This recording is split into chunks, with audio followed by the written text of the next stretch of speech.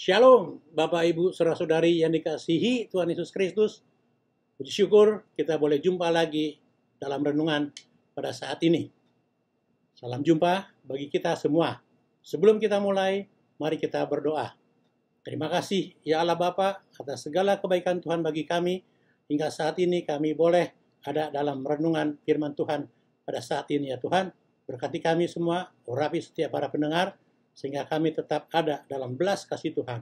Dalam nama Yesus kami berdoa. Amin.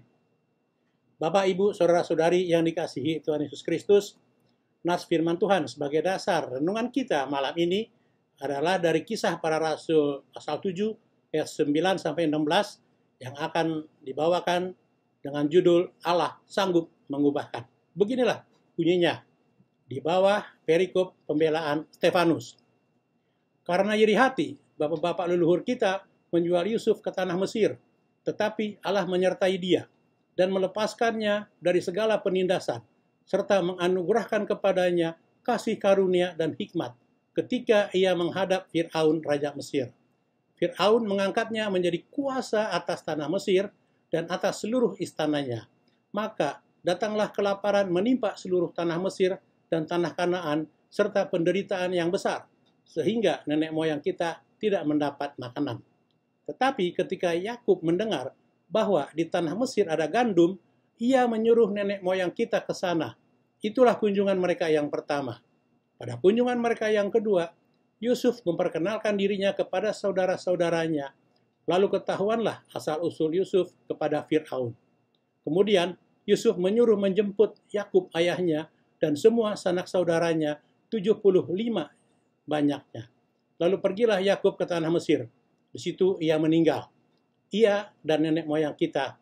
Mayat mereka dipindahkan ke Sikem dan diletakkan di dalam kuburan yang telah dibeli Abraham dengan sejumlah uang perak dari anak-anak Hemor di Sikem. Amin. Bapak, Ibu, Saudara-saudari, mengawali renungan kita malam ini, saya mengucapkan bagi kita semua Dirgahayu Republik Indonesia yang ke-76. Mari kita imani ke depannya masyarakat Indonesia semakin diberkati oleh Tuhan Yesus Kristus menjadi bangsa yang sejahtera, maju, setara dengan negara-negara maju lainnya di dunia. Kita imani itu sebab Allah kita sanggup mengubahkan. Sebagaimana dahulu Allah telah mengubah kita menjadi bangsa dan negara yang merdeka seperti saat ini. Amin. Saudara-saudari, Bapak Ibu yang dikasihi Tuhan Yesus Kristus, nas ini dilatar belakangi oleh situasi di Yerusalem. Lebih kurang tahun 62 Masehi atau 29 tahun setelah Kristus naik ke surga ketika Stefanus menjalani sidang Mahkamah Agama atau Sanhedrin dalam perkara tuduhan penghujatan hukum Taurat dalam pemberitaan Injilnya. Memang semenjak ditunjuk oleh para rasul menjadi satu dari 7 diakones, pelayanan meja Stefanus di Yerusalem ini sangat mendukung para rasul, sehingga pekabaran Injil semakin maju dan bertambah-tambah jumlah para murid yang memberikan diri dan percaya Kristus. Kisah Stefanus ini merupakan bagian kisah berdirinya gereja mula-mula.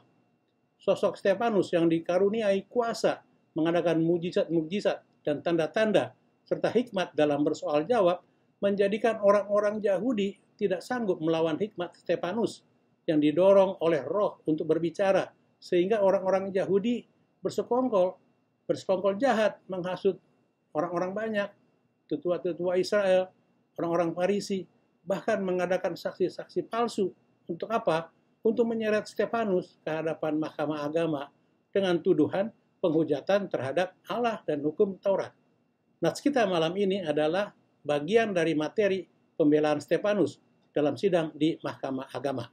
Nah, ketika diberi kesempatan membela diri di hadapan Mahkamah Agama, Stefanus menyampaikan pembelaannya.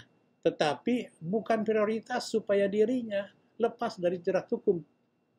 Stefanus malah mengkhotbahkan bagaimana Allah berkarya menyelamatkan umat Israel mulai sejak Ishak, Yakub, Yusuf, Musa, Raja Daud, hingga Yesus Kristus yang diberitakan oleh Stefanus dan para rasul saat itu. Dengan runtut, Stefanus menyampaikan bahwa Allah sanggup mengubahkan segala sesuatu untuk menyelamatkan umatnya. Bapak, Ibu, Saudara-saudari, sebagaimana dahulu Stefanus menyampaikan di hadapan Mahkamah Agama bahwa Allah sanggup mengubahkan, nas ini juga ditujukan bagi kita sebagai orang Kristen pada masa kini. Terlebih sebagai warga gereja, supaya kita menguatkan sesama bahwa Allah sanggup mengubahkan segala sesuatu untuk menyelamatkan umat percayanya, termasuk dalam masa-masa pandemik saat ini. Pertanyaannya, dalam hal-hal apa sajakah Allah membuktikan bahwa Allah sanggup mengubahkan? Menurut pembelaan Stefanus dalam Nats Kisah Para Rasul 7 ayat 9 sampai 16 ini, setidaknya ada dua hal utama atau peristiwa utama di mana Allah sudah membuktikan bahwa Allah sanggup mengubahkan. Yakni yang pertama, Allah mengubah rencana kejahatan menjadi jalan keselamatan. Ayat 9 sampai 10. Dan yang kedua adalah Allah mengubah bencana kelaparan menjadi sarana kesejahteraan. Ayat 11 sampai 16. Saya berharap setelah mendengar renungan firman Tuhan ini, kita semua semakin mengimani bahwa Allah berkuasa dan sanggup mengubahkan segala sesuatu, termasuk mengubah dan mengendalikan pandemik saat ini, sehingga kedepannya membawa sejahtera seturut rancangan Tuhan, sehingga juga menjadikan kita membawa perubahan perilaku dan pola pikir kita semuanya. Peristiwa yang pertama, Allah sanggup mengubah rencana kejahatan menjadi jalan keselamatan. Ayat 9 sampai 10.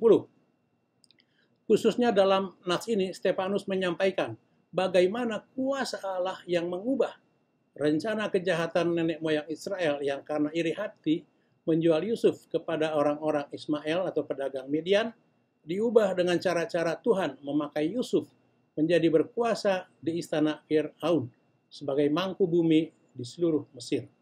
Jadi dalam pembelaannya ini, Stefanus justru berkhotbah memuji karya keselamatan Allah dan menganjurkan orang-orang yang ada di Mahkamah Agama dan generasi-generasi penerus supaya belajar dari sejarah dan peristiwa bagaimana Allah sanggup mengubahkan rencana kejahatan menjadi jalan keselamatan.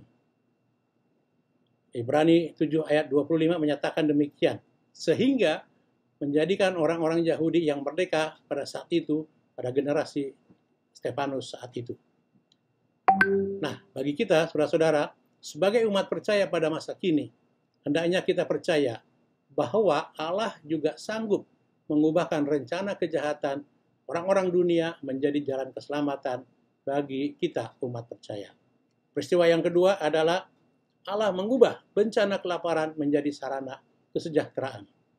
Bencana kelaparan yang terjadi setelah 7 tahun masa kelimpahan, sebagaimana penjelasan Yusuf atas mimpi Fir'aun, adalah benar-benar terjadi. Bencana kelaparan atau krisis pangan itu memang terjadi, melanda hampir seluruh bumi.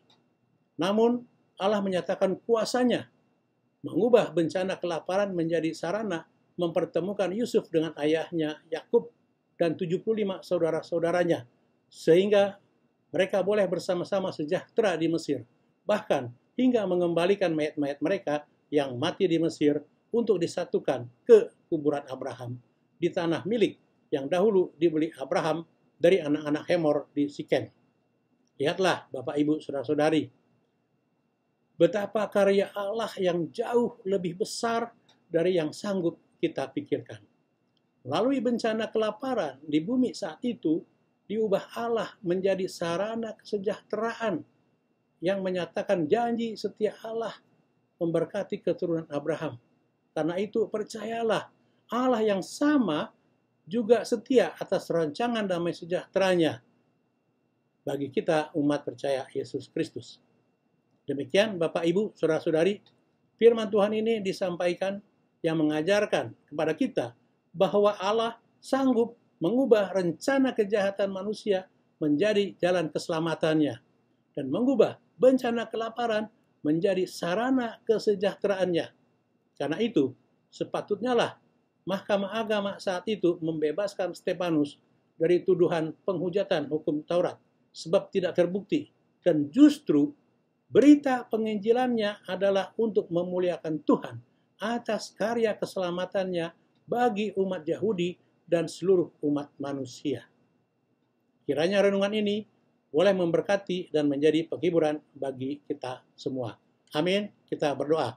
Terima kasih Tuhan atas berkat dan bimbingan Tuhan dalam sesi renungan ini ya Tuhan. Tuhan berkati setiap para pendengar sehingga kami semua boleh tetap ada dalam belas kasih Tuhan dan jalan-jalan sejahtera Tuhan bagi kami. Di dalam nama Yesus kami berdoa. Amin. Merdeka! Merdeka! Merdeka!